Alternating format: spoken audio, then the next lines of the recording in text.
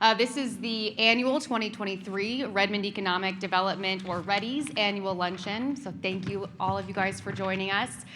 It's hard to believe, but this month marks 3 years since the CDC established the COVID-19 pandemic. And I think a lot of us thought at the very beginning that we wouldn't be saying COVID-19 3 years later, but here we are. It's changed the way that we live, it's changed the way that we do business, and that has shaped this year's luncheon. Remember that when we were just going to do 2 weeks? We were just going to flatten the curve? Yeah, that was it.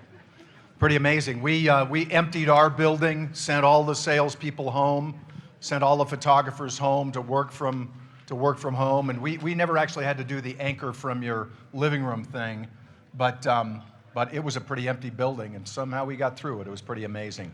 All of which brings us to this year's REDI theme, which is thriving during times of change.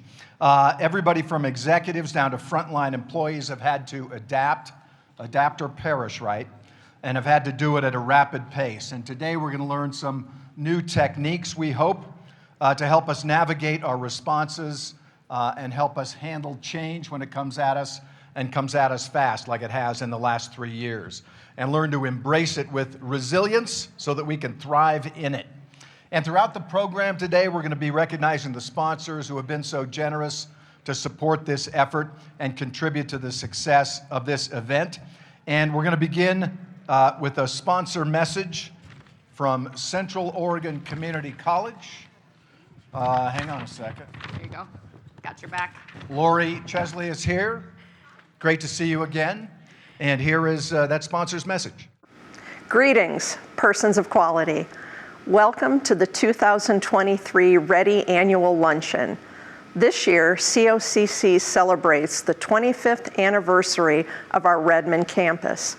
Thanks in large part to this community's long-term vision for economic development, COCC has served more than 30,000 students in Redmond since we opened our campus here in 1997. Our theme today is Thriving in Times of Change. COCC is committed to working alongside each of you to help build our region's vitality and resilience. In late 2022, the college worked with the National Coalition of Advanced Technology Centers to assess local industries' long-term needs and COCC's readiness to meet those needs.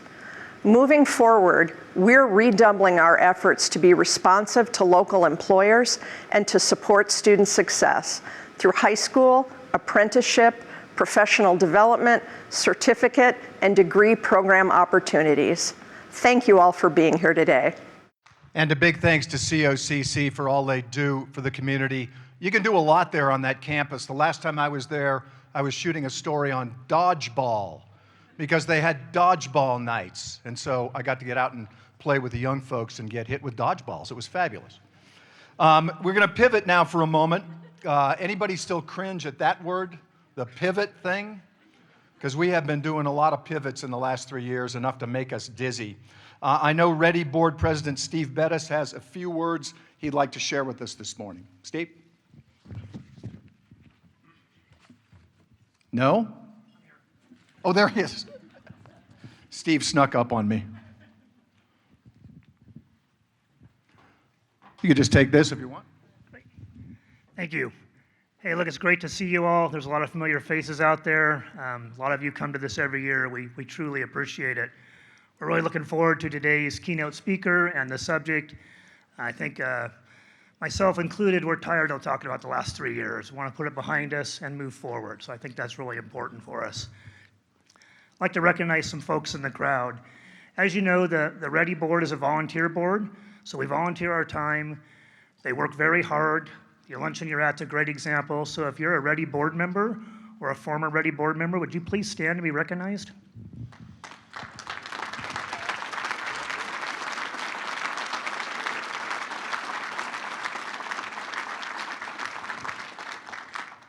And again, it's a working board. These folks, they dedicate a lot of their time. If you're interested in joining the REDI board, you can talk to any one of us. We're always looking for new members. Again, it's a very worthwhile organization. I'd also like to recognize our county and city elected officials. So if you're an elected official for us, if you'd stand and be recognized as well, please.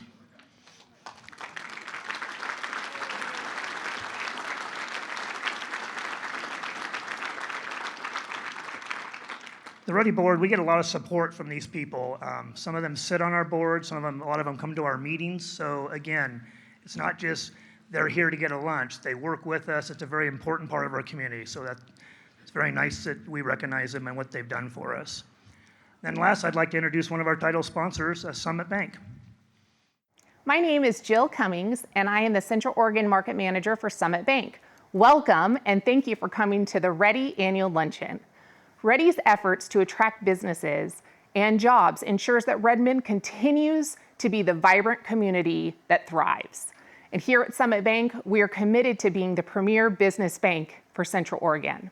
As we launch our new office in the heart of Redmond in the fall of 2023, we are excited to continue our partnership with REDI and the strong businesses that make Redmond what it is. It has been an amazing 8 years of partnership, and we are proud to be the title sponsor again of the REDI Annual Luncheon, where we bring together some of the most successful business owners, entrepreneurs, and community leaders in Redmond. At Summit Bank, we understand the importance of supporting the local economy and Central Oregon businesses. Our team of dedicated bankers is committed to providing the best financial solutions to help businesses in Central Oregon grow and succeed. We look forward to working with you to make Redmond an even better place to do business. Our sincerest thanks to Summit Bank for helping Central Oregon businesses and their lending needs. Change is hard for everyone, and throughout the past 3 years, REDI has remained resilient, helping local businesses, local communities just develop and change and progress through the very challenging pandemic. Each year, we hear from the REDI director to hear about the state of the Redmond economy. It is my honor now to introduce Steve Curley to the stage.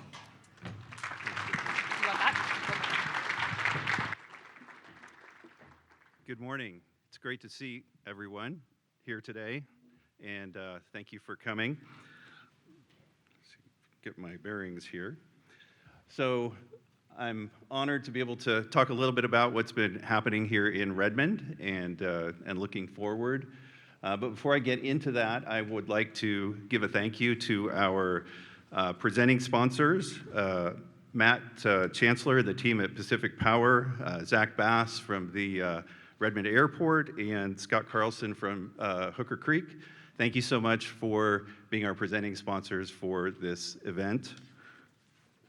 And then our supporting sponsors, Brian Fratsky and his team from Fratsky Commercial, Charlie Miller and his team from Miller Lumber, Greg and Sam Lambert from Mid-Oregon Personnel, and Nicole Christensen and her team from TDS. Thank you so much. Let's give them a hand for sponsoring.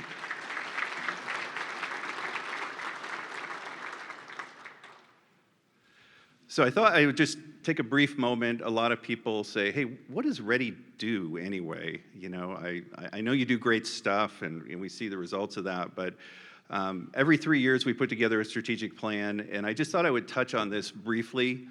We focus on 3 areas, and I know you can't read it, so I'm just gonna talk through it with you. We focus on business development, business environment, and sustainable operations. And within those 3 core focus areas in business development, we're focusing on retention, expansion, and recruitment. And really, right now, expansion is one of the more active areas, and I'll talk about that in a little bit. Under business environment, we're looking at things that supporting things like workforce and education, like with our COCC partners and OSU Cascades. Space for businesses who are growing or moving to the area. And policy, things around like the Enterprise Zone program, which we are working very hard with the legislature to renew in this session. Under sustainable operations, we focus on our marketing, our board development, our staff development, and our financial sustainability. So that is kind of the high-level core of what REDI does. And each year, we focus on about 130 firms that we work with, and here's a few of our local Redmond companies that I'm sure many of you know. So we're very busy, whether it's a small expansion, equipment, resources, financial, a lot of different areas. We're really touching a lot of companies here in the Redmond community. So looking back over the last 5 years, Of our done deals, we have completed 33 projects with 675 jobs and a little over 86 million in capital investment in this community. And something that's interesting as we look forward, our Mayor Ed Fitch, who's out there somewhere, has talked about the fact that Redmond has almost $500 million in public projects that are going to be happening in the next 5 to 10 years, from airport expansion and wastewater treatment and public safety building. And I think what you're going to see is on the private sector, a lot of investment as well in that time frame. Redmond is growing, and we're going to see the effects of that. And we want to make sure that on the private sector side that we're accommodating and working on all aspects of that. And I thought it'd be kind of interesting just to show you some of these done deals that we have had here in the last year. These are projects in the last year. You all don't drive around like I do and see all these businesses, so I thought it might be kind of interesting. So BaseX added a little over 88,000 square feet of a manufacturing and office space addition. And I think everybody knows where BaseX is because you see the big flag flying when you come into Redmond, which is really cool. Just a fantastic business, employer, and really great community partner. Another one, Medline Renewal, just recently added about 50,000 square feet of manufacturing space to their facility over on the east side of town, and they're getting situated in there. Sky Service is 32,000 plus square foot fixed base of operations and hangar over at the Redmond Airport for those private pilots that are coming through. It's a beautiful new building over there. We have Performance Pro Supply. They're a building supply company over off of Tamarack Court, about a 12,000 square foot building. I think they're still just moving into that. They just finished that up. And then we do other things besides just buildings. So Tiny Watt Solar is a company that came to us last year. They're a new startup. They manufacture solar cells that go on top of Sprinter vans. So they came from the Portland area, relocated here. There's, I think per capita, there's more Sprinter vans in the Bend, Redmond, Central Oregon area than anywhere. I think we can all attest to that. So they have a great market here, but they sell nationally, and a couple west in Savannah Watts. It's a great last name for a solar company, right? Watts. So Tiny Watt Solar.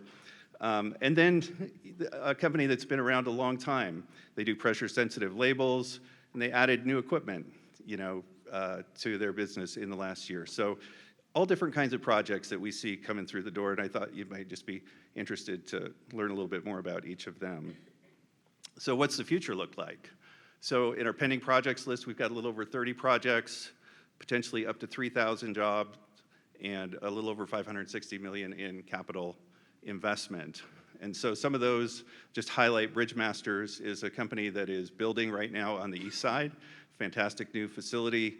They've dug a huge hole in the ground because they're going to put a bridge over it because they lower people down under bridges to help work on the infrastructure and that type of thing. So they'll be opening up their facility here this spring, and very excited that Wild Mike's is coming. It's been a little while, but they are coming.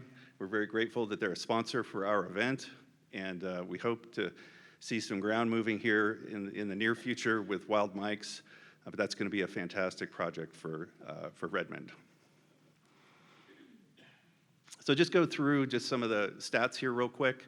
Our industrial vacancy rates, the 22 average was about 1.54%, and as you can see, that is a need that we have. We don't have enough available space, specifically for companies that are here and growing. So I am working with some developers on spec space, and we need more of that. I know it's tough to build right now with the interest rates, but spec space that we get on the ground gets filled. And so we're going to continue to focus on that. That's a priority for us, as you can see. When you look at our projects by industry, it's very diverse. We obviously have expertise in aviation aerospace here, so we see companies that are interested in Redmond because of the current workforce, building products, consumer goods, The good news about looking at these projects by industry is that they're spread out, they're diverse. It gives us a lot of flexibility when markets kind of go up and down for different sectors. When you look at projects by type, I mentioned this a little bit ago, we're really working more with retention and expansion projects than we are with recruitment. Recruitment is a little more challenging in this environment. We're still seeing it, but it's just to get a company to make that investment right now to come, that's a little bit slower, but on the expansion side, we're just seeing a lot of activity with local companies that are growing and needing more space. When you look at the pipeline by job count, a lot of these, smaller 6 to 20 size companies, 21 to 100 employees, a great sweet spot for Redmond. So I'm going to wrap up with just some of the challenges that we're facing, and I don't think any of these are new to any of you. Workforce availability, we're going to continue to work on that. That's a challenge, having enough folks to fill the positions that we have open. We have that limited industrial space. I've already commented on that. Just the economic uncertainty as interest rates and some of the things the Fed's doing is just causing us all to not know exactly what the next 6 months is going to look like. And so that just puts a pause for a lot of investors and developers and the cost of money right now. And also infrastructure funding. We've got a lot of land, but we've got to get utilities, water, sewer, power, we've got to get that to those parcels in order to actually build on them. So infrastructure funding is another priority for us. So I'd just like to wrap up and thank our REDI investors, our sponsors, our attendees, our board, and the EDCO staff who have all put a lot into this to make it happen. Thank you so much to all of them, and I'll turn it over to you, Alan, I think. Steve, thank you so much. I have to say, just from a consumer level, a guy on the street, my wife and I live in Powell Butte. This is our go-to urban spot. So frequenting the bookstore downtown, coming to Zalisco, doing whatever, Redmond's the first thing that we think about. And from that point of view, this place is doing really well. It's booming, and it's growing in a really smart and successful way. Looking forward to hear next year's report, especially after we all learn today how to access heightened creativity and innovation. It's a nice line. That's a nice line. Speaking of which, programs like this luncheon would not be possible without our sponsors, of course. Thanks for their generosity. And next up, we want to hear from our innovative friends at LS Networks and Joe Bazikovich.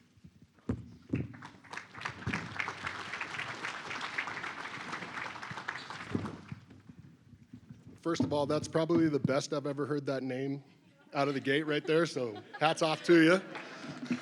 Practicing professional. Good afternoon, everyone. I'm Joe Bazikovich. I'm the Oregon Commercial Sales Manager for LS Networks. For those of you that don't know our local team, Lorianne was supposed to be up here, but she's pretty shy, doesn't like to talk too much, so you got me instead today. So LS Networks is an internet provider based in Redmond. We've worked with quite a few of you out here, heard quite a few names getting thrown around as far as clients and people that we've had the opportunity to partner with. We'd love to have a conversation with absolutely everybody out here. If we haven't yet, shame on us. We'd love to introduce ourselves, our product, think a little outside of the box, and maybe provide you with something that's a little different than what you have currently. So thank you to the investors, thank you to the board, thank you for everybody for being here. Have a great afternoon. Short and sweet. Thank you, Joe. And special thanks to LS Networks for supporting economic development in Central Oregon and leading the way in providing businesses with high-speed internet services. I'm sure Central Oregon Daily's parent company, TDS, loves that scripted line, but friendly competition makes us all better. So, Alan, how is REDI able to do all of this work in the community? Break it down. Well, without investors, of course, people who support REDI, they just wouldn't be able to do the work of expanding the business base and bringing new companies, new people to Redmond. In fact, let's take a moment. We're going to hear from one of those investors and learn their REDI story. We want to welcome to the stage Chris Ritchie from Edward Jones to tell us what investing in REDI has done for him. And by the way, all you folks sitting at the Central Oregon Daily News table, thank you for filling those empty seats. Everybody else is back working so hard they just couldn't be here today. That's it. All right. Chris Ritchie. Thank you. Good afternoon. For those of you that I don't know, my name is Chris Ritchie. I'm a financial advisor with Edward Jones, just right around the corner at the old train depot. Been a REDI board member since about 2020. It was a great year to get out and volunteer in the community. Encourage you to do that more, especially in a COVID year. Want to first thank our sponsors, thank our investors, and thank all of you for being in attendance. It's great to have an event like this. Thanks for all the hard work of all of you who have been here night and early in the morning. So I'll share a little bit of story of why somebody in the financial services industry wants to put their money into an organization like REDI, and I'll just give you the quick Edward Jones commercial that really has to do with our purpose. And it's we partner for positive impact to improve the lives of our clients and our colleagues, and together better our community and society. Pretty straightforward, pretty simple. When you look at the purpose or the vision of REDI, of creating prosperity through community and business development, there's a lot of natural overlap there. And you've probably heard the saying before, it's a little antiquated, but a rising tide lifts all boats. So for those of you that are investing in REDI, thank you. As an advisor, I spend a lot of my time, or our time as advisors, talking about, hey, pay yourself first, invest in yourself. What I'm gonna ask you to do today is invest in Redmond. Invest in REDI if you're not already. We're going to ask for that. That's my job today, is I get to ask you for your money, not to invest in the market or crypto or anything like that. Invest in REDI. You know, what Steve just showed you is the results of John Wren, Barb, Joe, folks that have come before us that put their time and effort and volunteer hours. I haven't got paid yet for this, but I don't think you have either, John. But so there's a lot of us out there as volunteers taking time away from our family or careers to try and help make Redmond better. So I'm going to ask you for that.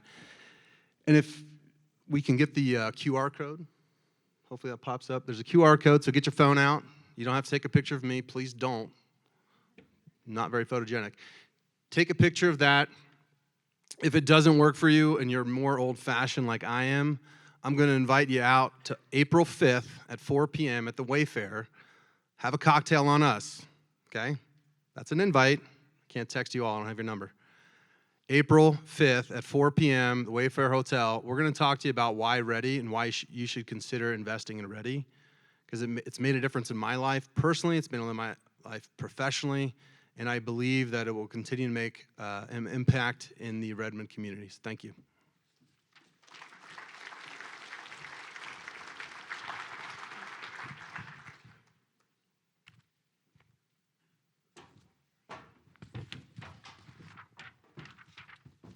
All right, so we'd like to get that QR code back on the screen if we could. There's not a lot of times that we ask during a professional luncheon like this for you guys to have your phones out, but if you can, please take them out. Please just point your camera right at that screen, and that is how you can invest in the Redmond community to keep this growth, to allow you guys to make Redmond what you want it to be and what it's become in the past 5, 10, 20 years. I'm from Oregon. I moved over here from Portland, and I've seen Redmond grow tremendously, and it is a true honor to be here in Central Oregon and to be here with all of you guys and to witness this growth now as a member of your community. Welcome to town. Thanks. I'm glad you made it. We are getting closer to the main event, focusing on mindset, resilience, and high performance, things we can all agree we need and need to push on. By the way, amazing. You just call for that QR code, and bam, there it was. That was pretty slick. Before we go to the bigger event, we want to have one last sponsor with a quick message. That, of course, is from the Pizza Rebels at Wild Mike's. So roll that crazy pizza video.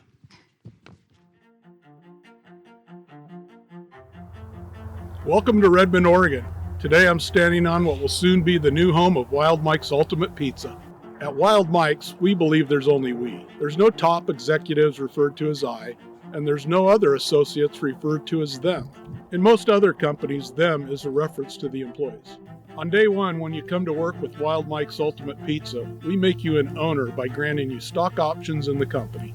By becoming an owner, going public, selling the company, or you retiring, you'll enjoy all of the gains in the company that you and your fellow associates have helped create.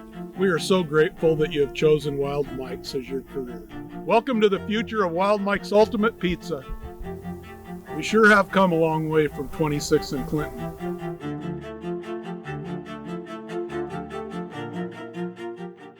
Well, that is quite the glow up. That's going to be a fun one. A big thanks to Wild Mike's for their investment not only in today's luncheon, but also in the Redmond community. Absolutely. It'd be making me hungry for pizza if we hadn't had excellent roast beef and mashed potatoes already. And thank you for that. Tremendous lunch. Also, today's luncheon and the topic that we're going to be talking about and hearing about, of course, wouldn't be possible without featuring the keynote address. And we want to thank the support from the people at BaseX Solutions and SunWest Builders, Kevin Link and Brandy Snyder. Kevin Link and Brandy Snyder. Are you here to speak? Come on.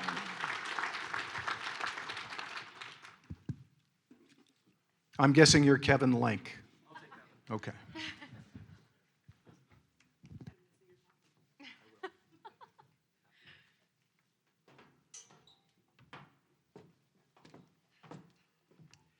Yes, I am Kevin Link, Director of Field Pre-Construction at SunWest Builders. SunWest Builders is a commercial and residential builder based in Redmond. Been in business for over 30 years. And as we've gone through so many of the names and corporations that have been listed up here, I've also been shaking my head saying, yeah, partnered with them, partnered with them, partnered with them.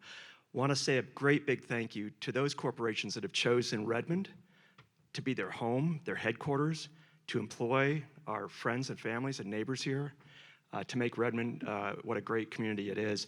And all from the support of REDI, the city of Redmond, and the community at large. It keeps us all working, and a strong economy and a great place to live. Thank you.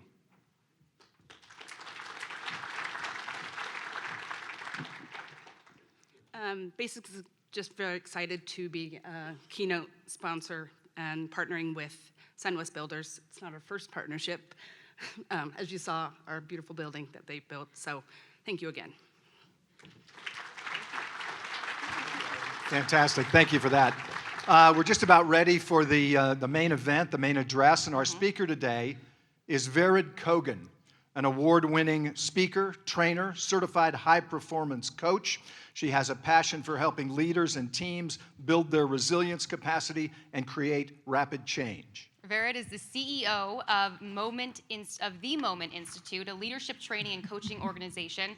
She is accredited by the International Coach Federation, certified pro-sci change practitioner, and HeartMath Institute. There we go. Trainer. And if she isn't busy enough, she also hosts a top-rated weekly podcast called The Mindset Game, which features interviews from leading experts on how to thrive in today's world. Come on up here, Vered. Thank you. Thank you so much. Hello, everyone. Well, I imagine that you're all here today at this awesome annual luncheon because you're here to connect with some old friends, maybe to form some new friendships, or some of those partnerships that we've been hearing about, or collaborations. Maybe you're here for the roast beef and potatoes and have some fun. And maybe you're here to also learn a few things. Learn how to strengthen your organizations, how to strengthen this awesome Redmond community and Central Oregon community that we've heard about. And most importantly, to strengthen yourself, which is what this particular presentation is all about. It is all about you, how to manage your own inner state during times of change so that you could best be there for the people in your life, for your coworkers, your family members, your community members, your peers, and co-create something even better together. So speaking of change, right, all of these different developments that have been going on here, growth, How many of you, by show of hands, are experiencing some kind of change, personal or professional, at this moment right now? Oh my goodness, look at all the hands. Of course, many of us are experiencing changes. And so it is very important to learn how we can best adapt to these changes, how we can best show up during these times of uncertainty and sometimes chaos. So let's go ahead and do a quick exercise. I invite you to go ahead and stand up for a moment. It'll just be a moment. Hopefully we won't torture you too much here. And what I invite you to do is actually very simple. In fact, you've done it hundreds of times. I want you to go ahead and cross your arms as you normally would. Very cool. Notice how that feels. Now, go ahead and uncross them and cross them the other way. Yeah. All right, share with me. I'd love to hear from some of you. What did you just experience? What just happened there? Change, yes. Awkwardness, yes. What else? Discomfort. You want to go back to the old way. How many of you agree with that? Just please let me go back. Yes. So what's the reason? What's the point we just did this? First of all, you have a seat back down. You did great. I wanted you to have a visceral experience of what change can be like. In fact, what change is like when you are introduced to anything that is new or different. So it is awkward, it's uncomfortable because we don't yet have the circuitry in our brain for that new behavior. So the body is needing to do something that is unfamiliar. And for the body, unfamiliar equals unsafe. Unsafe. You see, resilience to change is all about creating a sense of safety, harmony in our inside world, so that no matter what is going on around us in our families, in our organizations, in our communities, we still have that sense of safety and security and harmony on the inside. And so what you've all experienced is pretty natural, right? It is pretty natural to want to go back to the old ways. Why? Because the body wants to keep you alive. It wants you to survive. You see, we've got a conscious mind and we have an unconscious mind. So what is the unconscious mind? It's essentially anything that you're not conscious of at any moment, right? I imagine that a moment ago you weren't very conscious of your breathing, right? Your body right now in this moment is digesting the roast beef or whatever you had, right? You're not doing that consciously, but your body's doing it for you. It's trying to keep you alive. You see, your unconscious mind doesn't care very much if you're happy. It cares that you're alive. Its prime directive, the highest, most important job for your unconscious mind is to run and preserve your body. Which is why during times of change, it's really important for us to create a sense of coherence, of safety for ourselves and to support others to do the same. So what are we going to be learning here today? Well, we're going to learn what to do in order to self-regulate our own emotional inner state so that when we are doing the awkward, uncomfortable thing that we don't yet know how to do and we don't necessarily want to do sometimes, so that we have a sense of inner harmony, so that the body can stay healthy and so that we can access that innovation and creativity that was brought up today.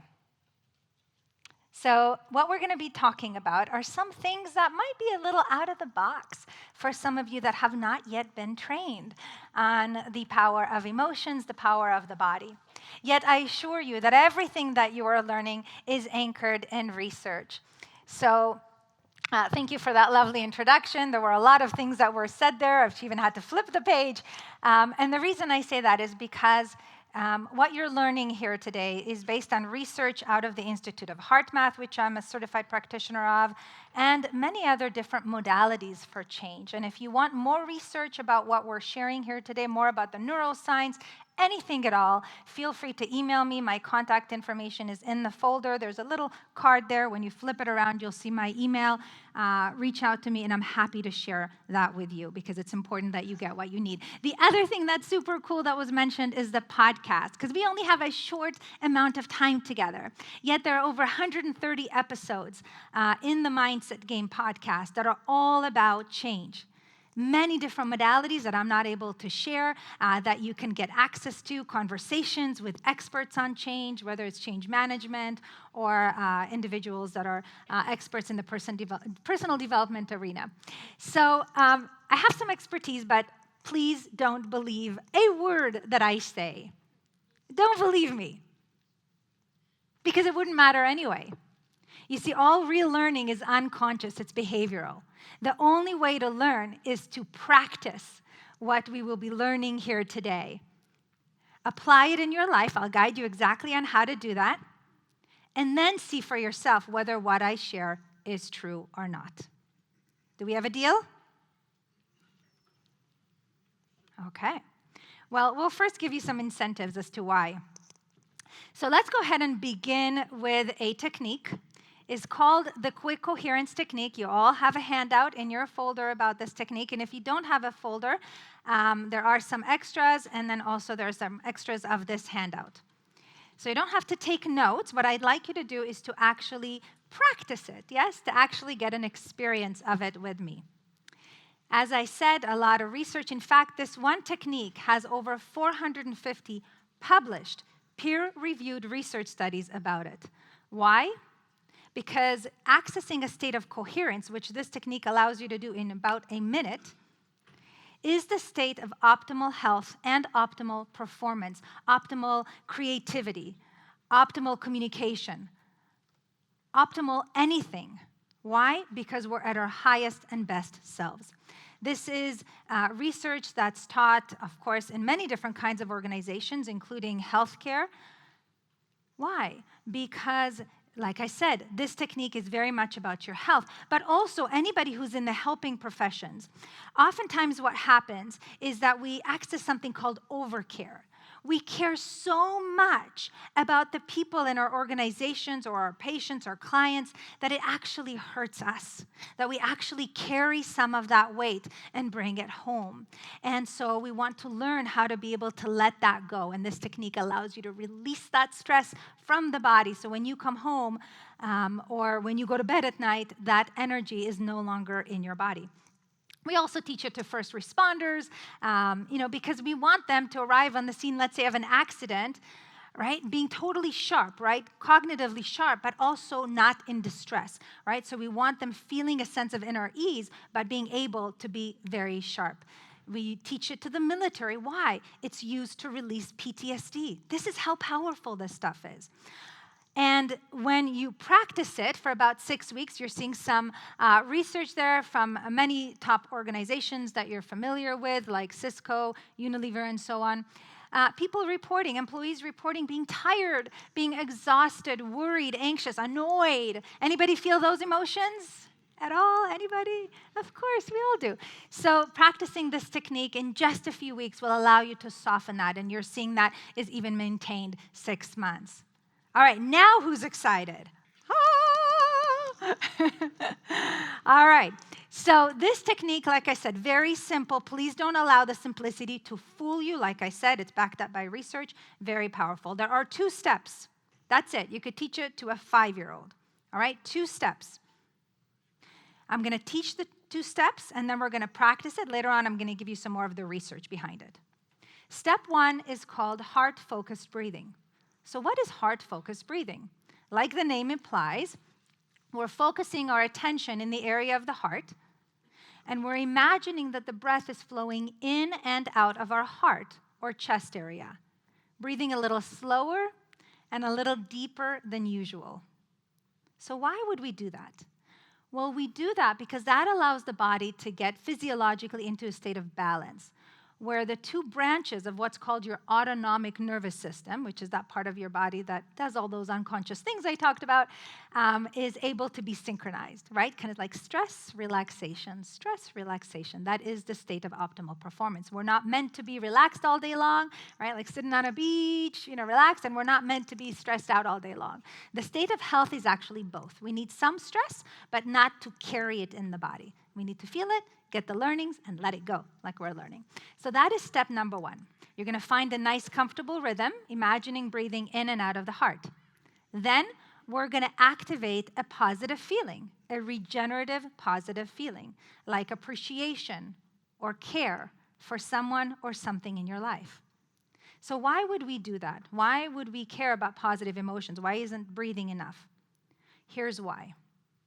When you are genuinely experiencing a positive feeling, any positive feeling, it could be a feeling of courage, of confidence, of compassion, kindness, hope, peace, love, any emotion that feels good, what's happening is that you're getting a nice blend of chemicals into your body, from your limbic system, into every cell in your body very, very, very quickly. And the most important chemical is DHEA, which is a vitality hormone. And what it does is it offsets the cortisol, the stress that many of us are experiencing throughout the day. So it gets the body very quickly into that more optimized state. Now, what happens when that happens? We experience higher frequency in the body. Your vibrational state. Some of you may have heard that your body's basically a whole bunch of atoms, tiny, tiny little particles that are in vibration. Yes? They're moving around. They're in vibration. And so as you practice coherence, that vibrational rate rises, so your frequency rises. And what happens there is that you are then radiating that energy out of your heart. What? Out of the heart? What is she talking about? Yes. Did you know that there is a field of information that surrounds you right now, 360 degrees all around you? We can't see it with our eyes, where most of us can't. But it is very real. Anybody heard of that before? I know some of you that were in the morning training, so can't. But other than the morning, people who were there in the morning training, anyone heard of that? Cool, yeah. So why is this important? Because we are going through changes in our life. So it's not only about our health and well-being, we also want to support others to be able to experience some of that ease. And as you are more coherent, other people are too. Why? Their nervous system is picking up on your energy. We can actually measure that field about 3 to 10 feet around the body using magnetometers.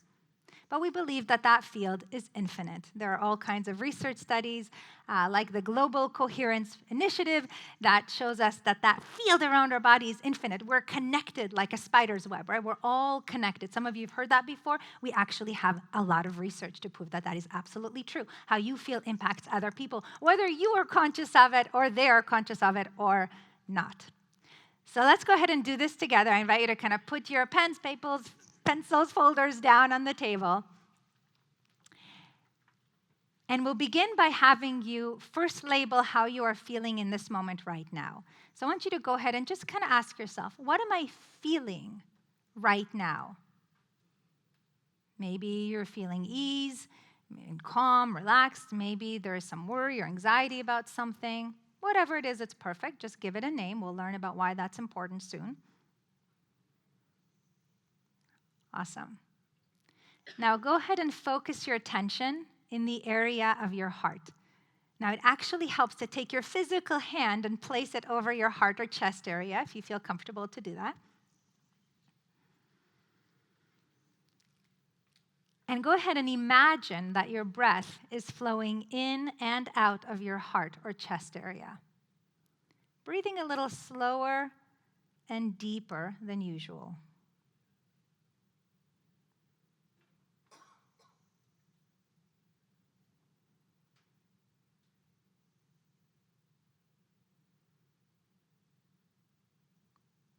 Find a nice, easy rhythm that's comfortable for you.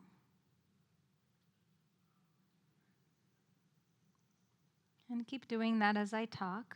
Right now, you're synchronizing your autonomic nervous system, creating a nice state of balance in your body, and preparing you for step 2. So as you continue heart-focused breathing, make a sincere attempt to experience a regenerative feeling, such as appreciation or care for someone or something in your life. Perhaps you can re-experience the feeling of love for someone, maybe even a pet, maybe focusing on a special place in nature, an accomplishment, or just breathing a feeling of calm and ease in and out of your heart.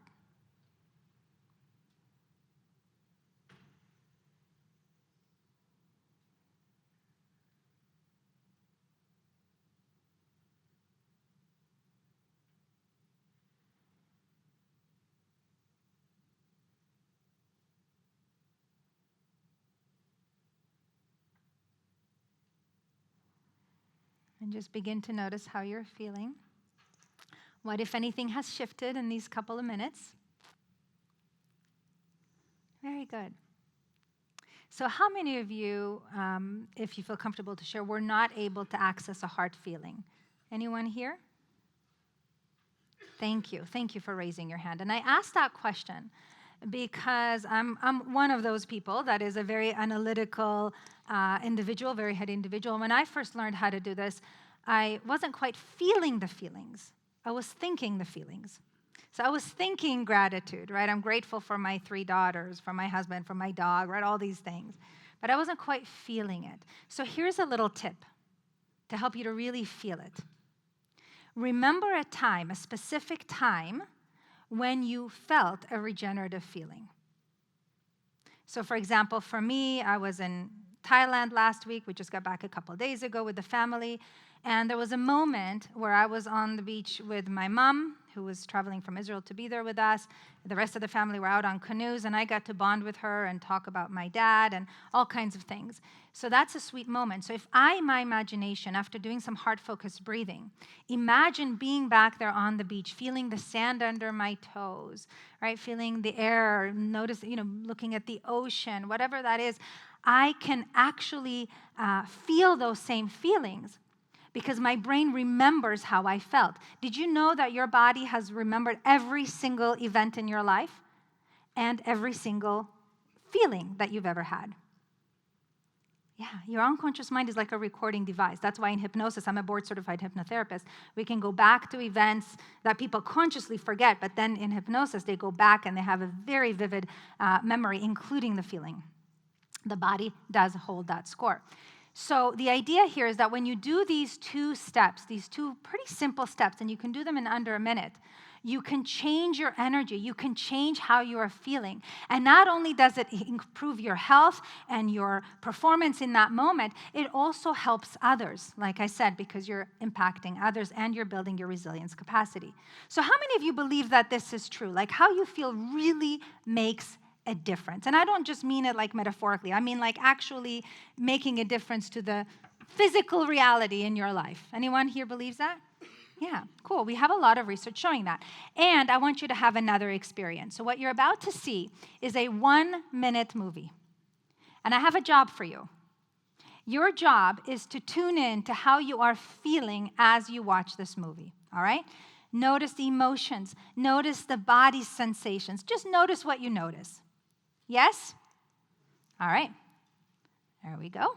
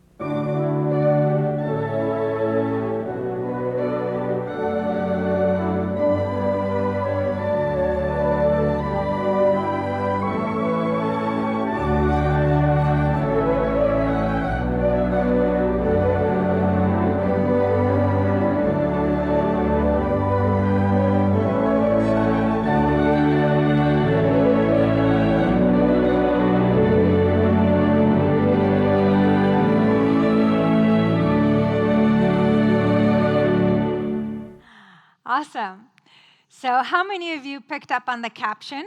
You had a little bit of extra time because you saw that slide. How many of you remember what it said at the end of the video? What were those words? Yes. Thank you. You see the world through how you feel. So I'd love to hear from a couple of you. What happened? What did you experience in your inner world as you watched that 1-minute video? Who wants to share? Yes. Overwhelmed and then hopeful. Thank you. Anybody felt that? Kind of overwhelm in the first one? Yeah. And then sense of hope. Awesome. Anybody else want to share? Let's hear from one more. Yes. Chaotic and smooth. Thank you. That's brilliant. Thank you. Why is it that it feels chaotic at the beginning and then, of course, very hopeful or very smooth at the end? Because you see the world through how you feel. So in the first half of the movie, many of you probably felt very incoherent, chaotic. Yes? You kind of like, it was like almost probably like the exercise that we did. You just wanted it to end. Anybody was like, enough. Yeah. And then that second video, right? How many of you, like, it was super quick. Like the shift, the inner shift was like really fast, right? Like from stress to like harmony or relaxation. Yeah. That's how quickly it is. So your emotional state absolutely influences your perception of the world. So in one lens, right, same video, things looked very chaotic, right? And the second one looked very smooth or hopeful, right? Probably different thoughts. If you were really, operating out of that movie, probably you would have made very different decisions, right? To go to New York or not, to do certain things or not. But notice, the video was the same. You see, it is not the experiences in our life, so to speak, that make us feel the way that we feel.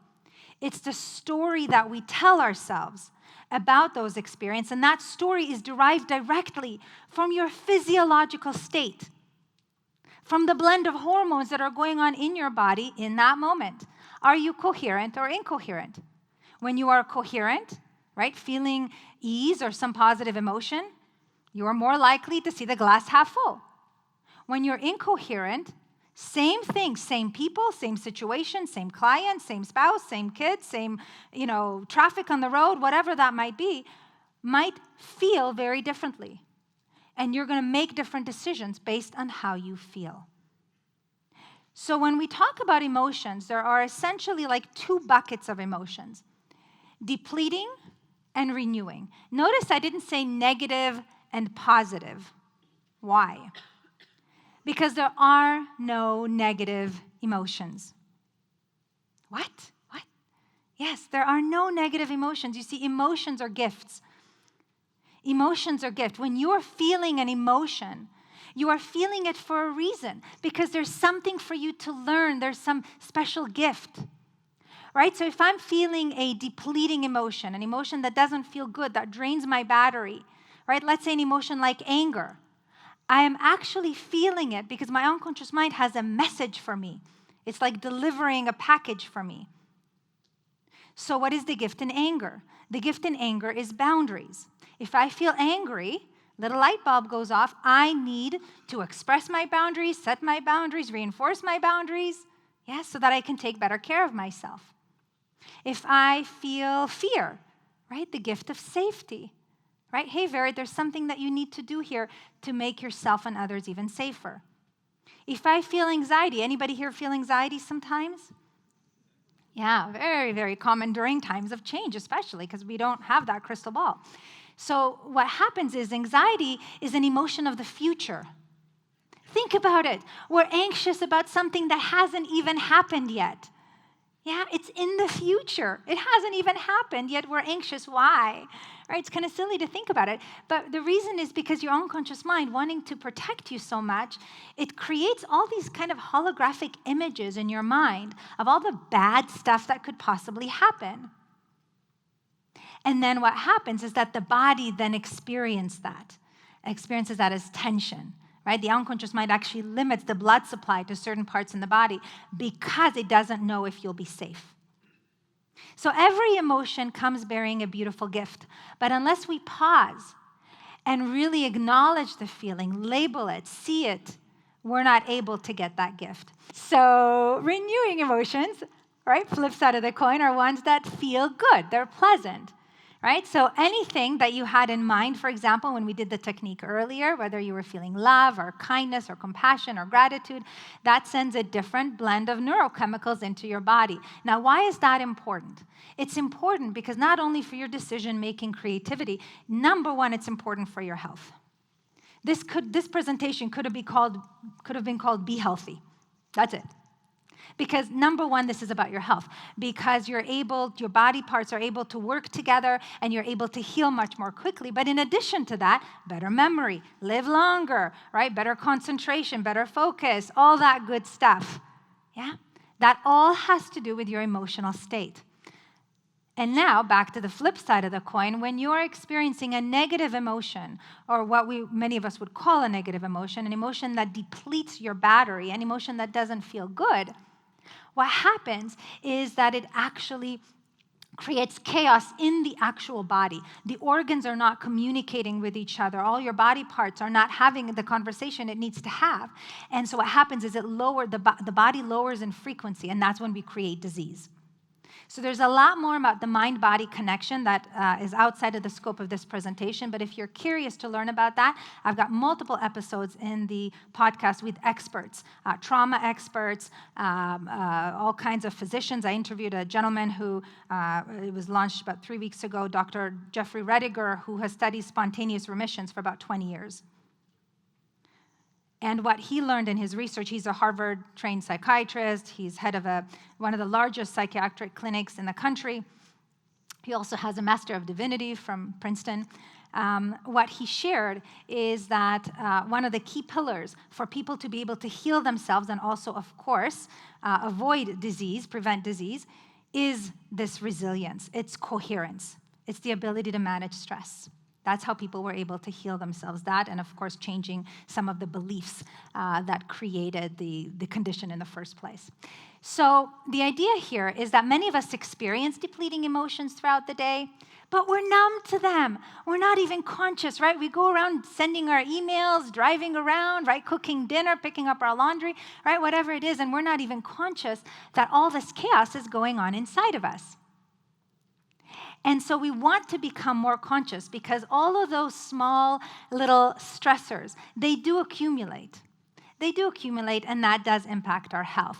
And if you're curious to know how you're doing with regards to stress, there's a stress and well-being assessment, totally free of charge.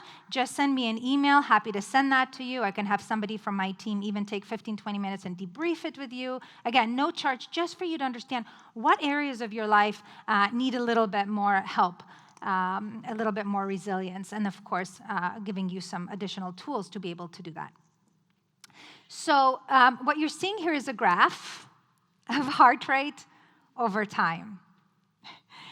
And it happens to be that the husband, it could have been just the same, the wife, is connected to a sensor. This is called an inner balance sensor. It plugs onto his ear, and it measures his coherence in real time, his heart rate variability pattern. And so, right, they're going around, they're in the car, they're actually not moving, right? So they're sitting in a vehicle. The wife says something that just, pushes his buttons, and you can see that his heart rate goes up from the default, which was kind of around 60s, 70s, all the way up to the 140s. That is really high, considering he's not moving. Now, fast forward a few minutes, the argument ends. Did his heart rate go back to the default? No, not yet. So what happened, right? So the argument ends, yet he's still carrying the weight of that, right? There's still cortisol in his body. In fact, that cortisol is going to stay for 26 hours if he's not doing a technique like the quick coherence technique. And that has a lot of wear and tear on the body. So that cortisol that we've been talking about, right, that stress in the body has all kinds of effects. It impacts your immune system, of course, right? Weight gain, anything from heart disease, right?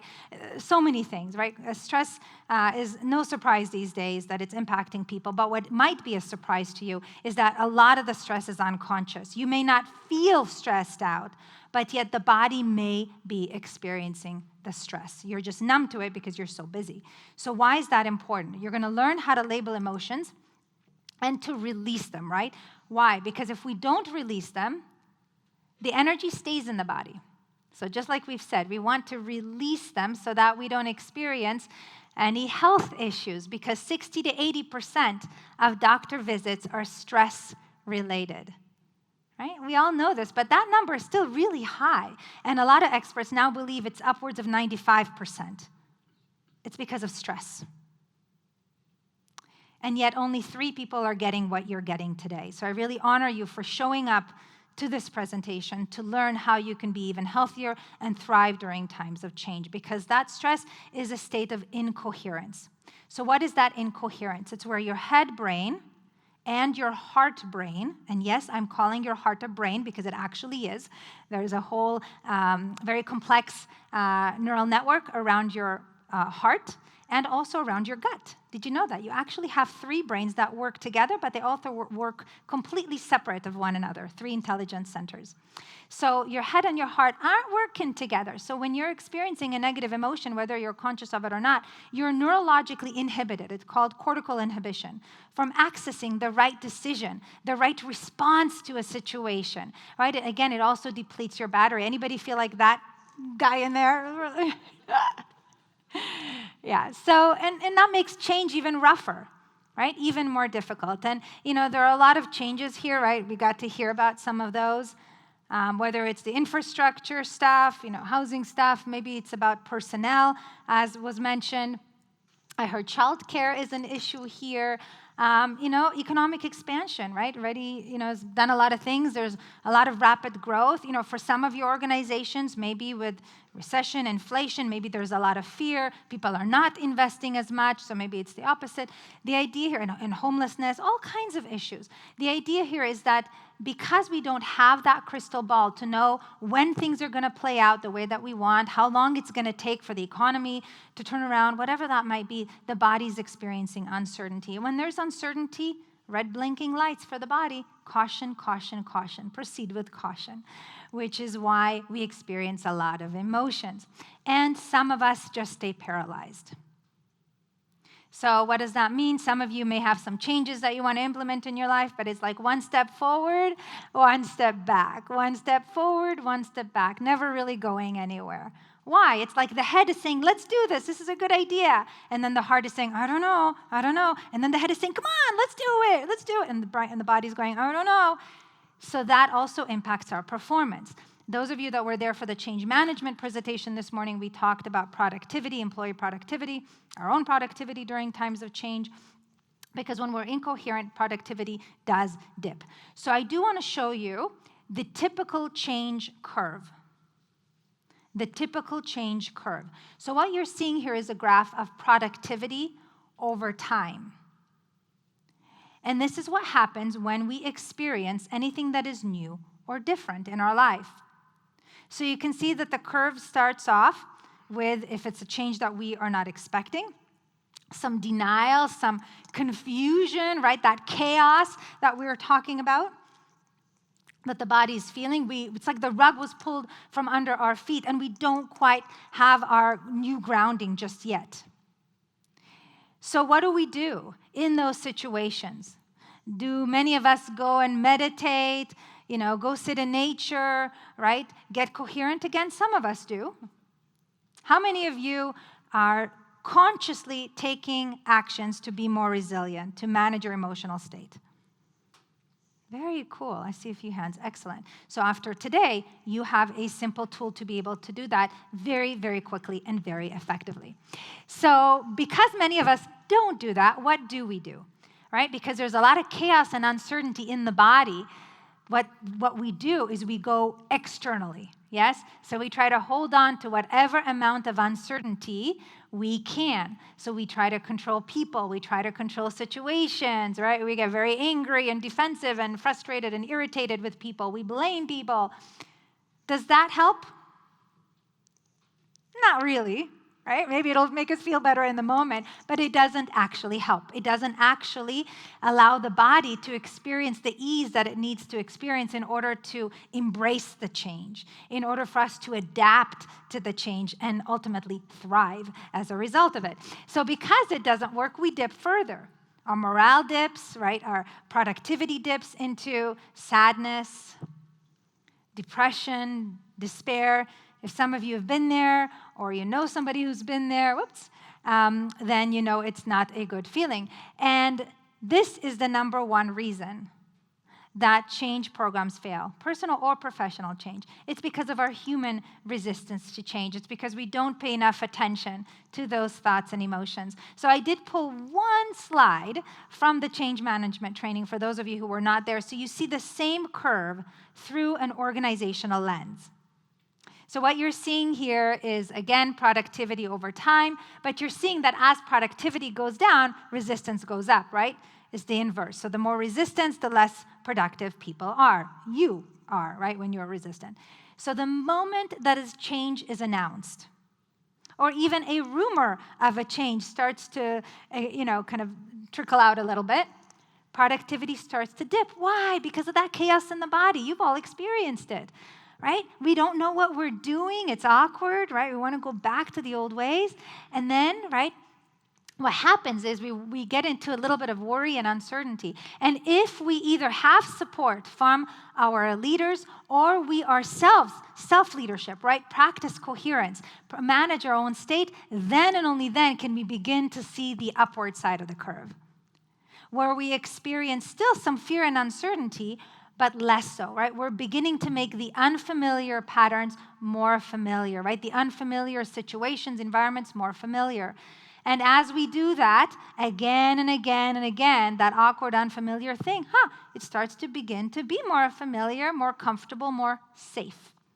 And then we can get excited about the change and ultimately see the benefits of the change.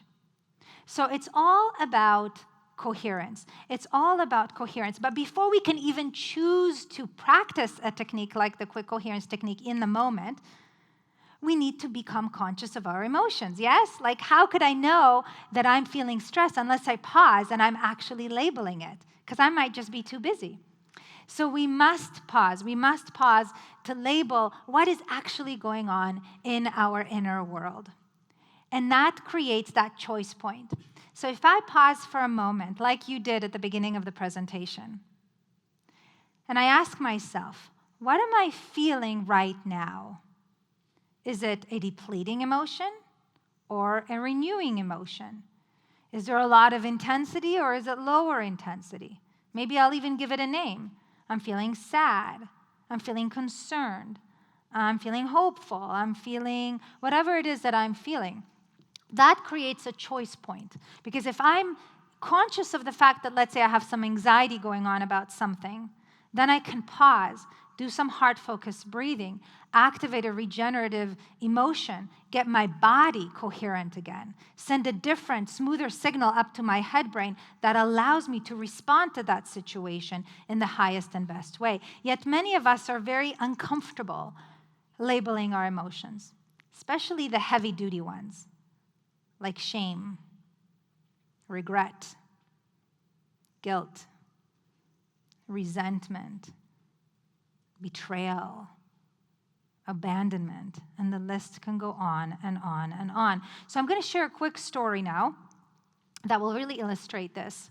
And it's a story about an old Cherokee Indian who was basically sharing some tips, some guidance for his little grandson.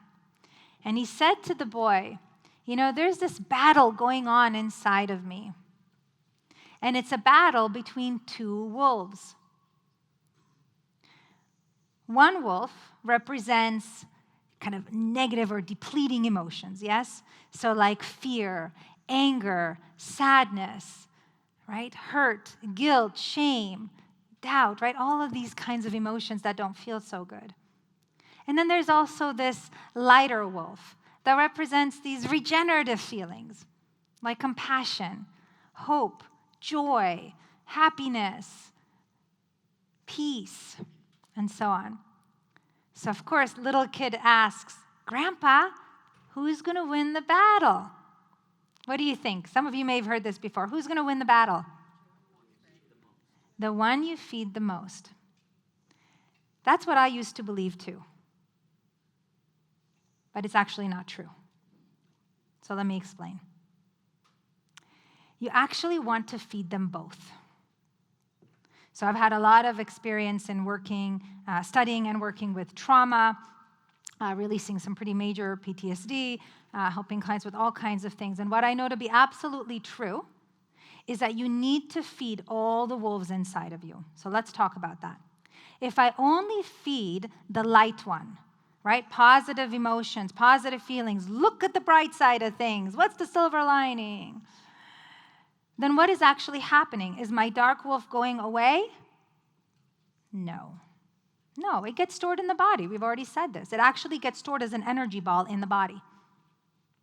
And what happens is if we don't do the work to release it, that lower frequency, right, all the organs around it lower in vibration, and that manifests as disease. That is why almost all conditions are stress-related. So if I only feed the light one, the dark one is going to be hiding. Why? He's got a gift for me. Remember we said emotions come bearing gifts. Creativity, innovation, but I can't access them until I feel the feeling, until I label it. And that dark wolf is going to wait until a moment when I'm overwhelmed, when I'm stressed out, when I'm weak, when I'm tired, when I'm sick, and it's going to attack. Why? Because it loves me. It wants to give me the message about how to better care for myself.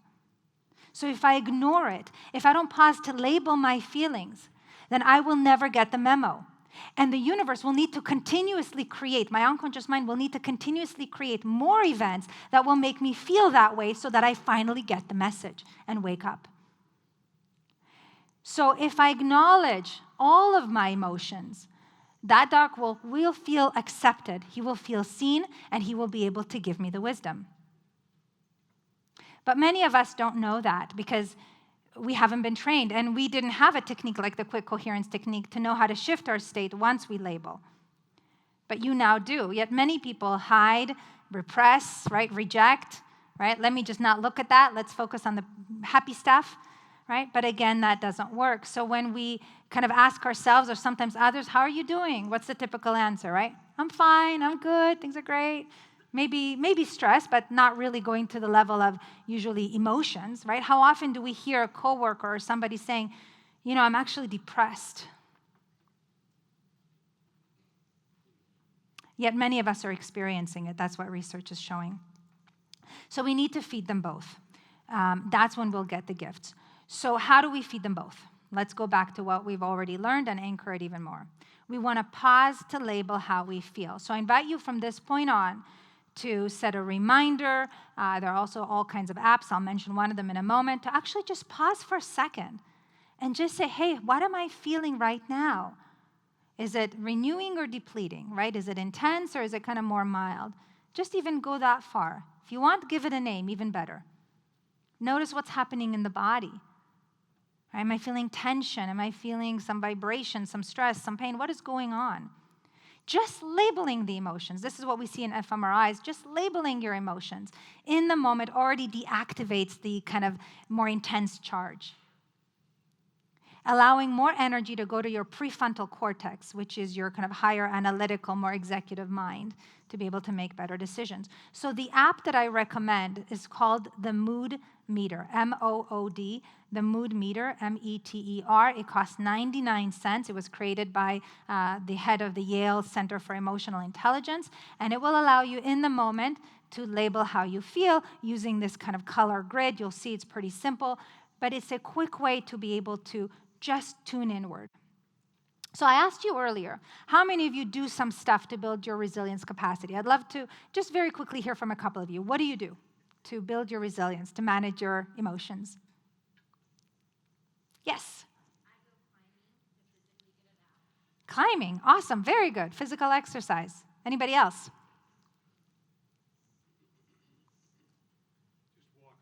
Walk a lot. Thank you. Very good. Very good. So we're seeing like some physical resilience, right? There's also, of course, eating right. Of course, we've talked about exercise. There's also conditioning our mind, right? Listening or reading things that are positive for us. Gratitude journals, just pausing to be grateful. Sleep is a big one. Of course, all of you know this, being out in beautiful nature that you have here. Anything from yoga, meditation, any kind of self-care is important. So anytime that you are wanting to get resilient, right, or practicing these things, what's actually happening is you're creating that state of coherence. So let's talk a little bit about the science of that, and then we'll complete here with a specific kind of invitation for all of you. So coherence, we've already said, is that optimal state of performance and health. So I want you to think of a high-performing rowing team. Yeah? Right, you got all the people in the boat, right? Somebody on the boat at the end says, stroke, stroke, stroke. And what's everybody doing at the same time? Yeah, they're dipping their oars in the water at the exact same time, right? They're all at the same pace. They're all in sync with each other, and that boat just flies. It's the same thing in your body. When you're practicing this technique, what's actually happening is that all of the different systems in your body, right? We've already talked about the immune system, your hormonal system, your digestive, cardiovascular, nervous systems, all of them are working together like a beautiful symphony. And that is the state of health. So when you're experiencing a depleting emotion, what is actually happening in the body is that you have a very chaotic pattern going from your heart up to the brain. So it's like a pattern that you're seeing there on the left side. When you practice the technique, when you shift and reset, in moments, it shifts to that nice smooth pattern, which allows you to be able to think more clearly, to make better decisions, and of course, to be more healthy. So it's all about the pattern that's going up to your brain, which is why emotions are so important. When I'm incoherent, when that chaotic, irregular pattern is going up to my brain, I simply can't think clearly. I may think I'm thinking clearly, but I'm not. And that's a problem, because most of my decisions are actually made at a heart level. They're not made at the head brain. They're made at the heart brain. Did you know that? Over 95% of your decisions are made at the heart. The information then travels up the vagal nerve to your head brain, where it becomes conscious, and then there's a body response. So what does that mean? You want to manage your emotions so that there's a nice, good pattern going up to your brain that allows you to think clearly. All right, so as we complete here, let's practice coherence one more time. And as we do this, I invite you to first label how you are feeling in this moment right now. Just go ahead and give it a name. If you want, you can write it down or just think of it. And I want you all to also label how you want to feel. Set that intention. Maybe you want to feel exactly the same way that you're feeling. Maybe you want to even intensify that some more, or maybe you want to shift and reset to something else. Good. Now, before we begin, I invite you to remember a time when you felt the way that you want to feel, a specific time. So if, let's say, I wanted to feel joy, I'd remember a moment where I felt joy. If I wanted to feel confident or energized, I'd remember a specific time in my life where I felt confident or energized. So think of a specific time. I'll give you a few more moments. And the reason I invited you to think of that is after we do step one, which is that heart-focused breathing, I invite you to imagine in your mind actually being back at that moment. If you'd like, you can close your eyes. That can make it easier, right? You can see what you saw, hear what you heard. Your body will get the exact same chemical cocktail as you had in that real moment in your life. That is the expressway to feeling the way that you want to feel. Cool? Any questions before we start? All right, so let's begin. Go ahead and focus your attention in the area of your heart. Imagine that your breath is flowing in and out of your heart or chest area,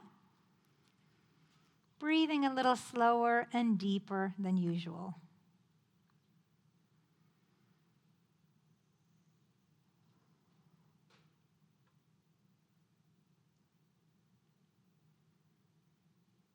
Find a nice, easy rhythm that's comfortable for you.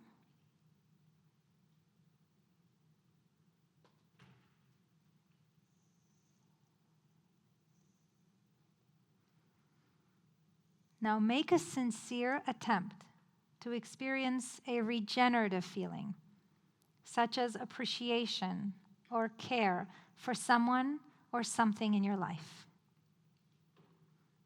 Or imagine going right back to that event that you thought of.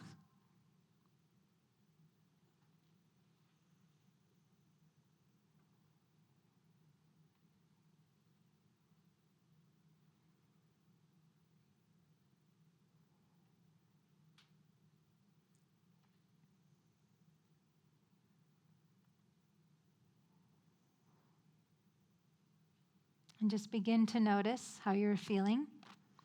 This is a practice, of course, like anything else, but just notice what, if anything, has shifted in this minute or two that you've been doing this. So as we complete here, I want to show you what will happen when you practice. Oh, somehow went backwards. Sorry about that. What will happen when you practice this? What you're seeing here is another one of those graphs of heart rate over time. This time it's a police officer who's wearing that sensor again. So he is in a domestic violence situation. You can see he's encountering an angry man. Heart rate shoots up very, very, very high into the 150s, 170s. But notice what happens. This individual has been trained in the exact training that you have received today. He learned the quick coherence technique, and he'd been practicing it 3 to 4 times every single day, just taking under 10 minutes a day. Notice what happens. He was able to, right, at the event lasted about 5 minutes, right? His heart rate went significantly down. And then about 5 minutes later, he did a quick coherence and completely went down to his default heart rate. Before the training that you've all received, he carried that for 1 hour and 20 minutes. It took him 1 hour and 20 minutes to go back to his default heart rate. Again, causing wear and tear in his body. Pretty cool, huh? This is after 3 weeks of practice. So if any of you want an inner balance sensor, you can go to heartmath.com and get one. If you want one at no shipping, there's a QR code if you want. This is not a magic pill. You've got to practice this 3 to 4 times a day because change will happen. You know, and we're going to need to go out of our comfort zone, right? So we might feel some pressure. We might feel some disappointment about things. And that's cool, right? Pause, label how you're feeling, see the wolf. See the wolf. The wolf is just some deeper part of you that wants to be seen and heard. Get coherent. Take 1 precious minute to get coherent, to shift your state, to be able to give your body not only health, but also the joy and ease that you deserve to be feeling at any moment, and also to give that gift to others. So I mentioned to you, if you want that assessment and a complimentary debrief, just go ahead and send an email and let me know that you want that, and we'll arrange that for you. I thank you for your participation. And if you have any questions, I'm going to stay back a little bit after the end of this training. Happy to help in any way. Thank you.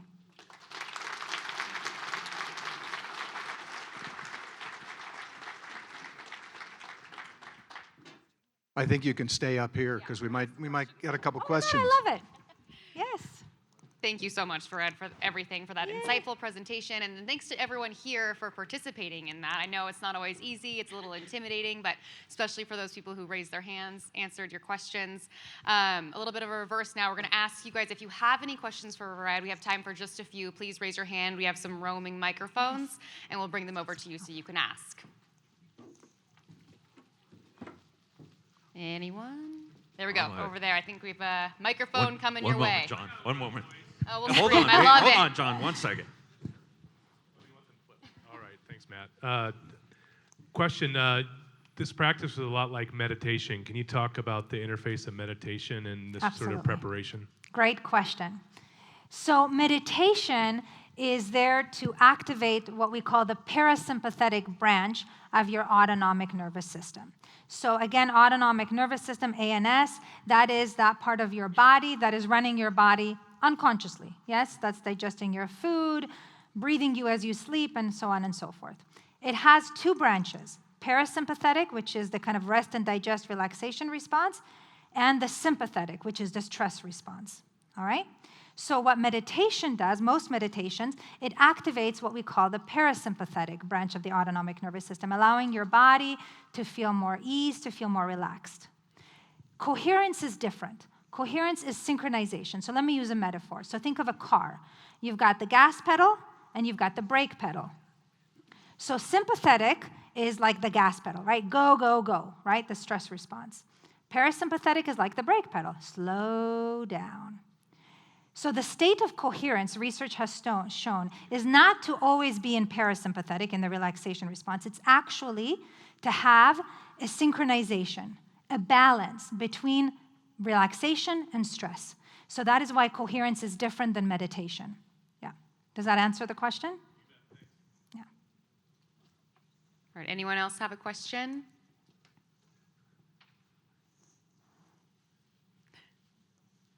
All right. I've got one, real Yes. quick one. Yes. The really dramatic change in watching that movie when the soundtrack changed. So talk about the importance of the auditory cues, that kind of stimuli in the world around us, and the importance of paying attention to them. Absolutely. So auditory cues are very important, but all kinds of cues are very important. So let me go back to the movie, right? We all saw that it was the same video, of course, just a different soundtrack.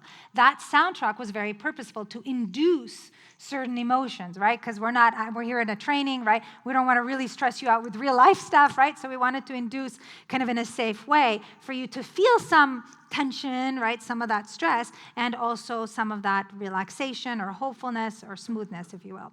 And so the music, the soundtrack, is very important. And so many of us have playlists, or maybe you listen to certain music. You can even listen to certain inspiring, relaxing music as you practice coherence that will allow you to be able to access that state of coherence more quickly, even looking at photos, so visual cues, right? Looking at photos or videos from your phone of times that felt really good, right? Like vacation memories or anything like that. That also will help you to get into a coherent state, kind of like asking the question that I asked about a previous event where you felt the way you want to feel.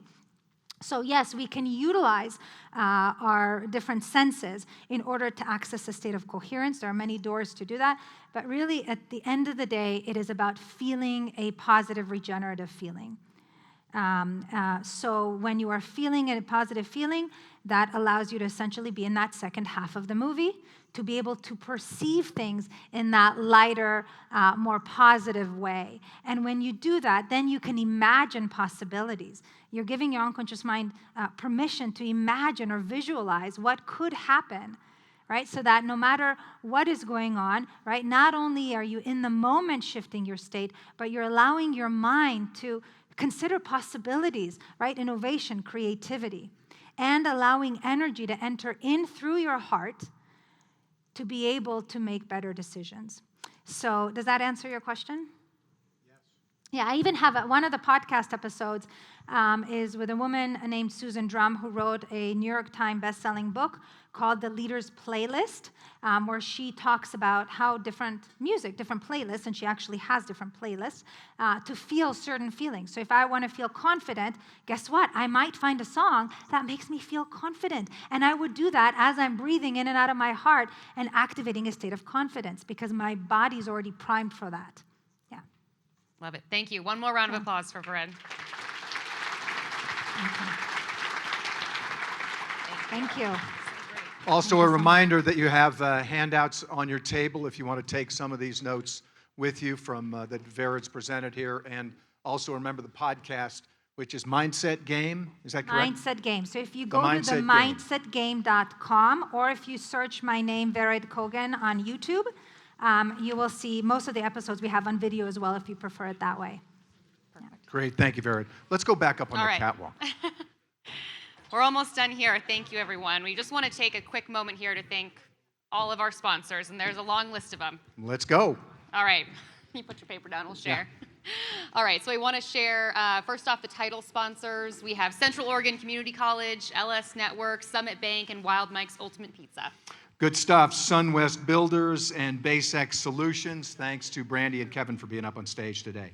Presenting sponsors, Pacific Power, Hooker Creek, and the Redmond Airport. Miller Lumber, Fratsky Commercial, TDS Telecommunications, and Mid-Oregon Personnel. Thank you.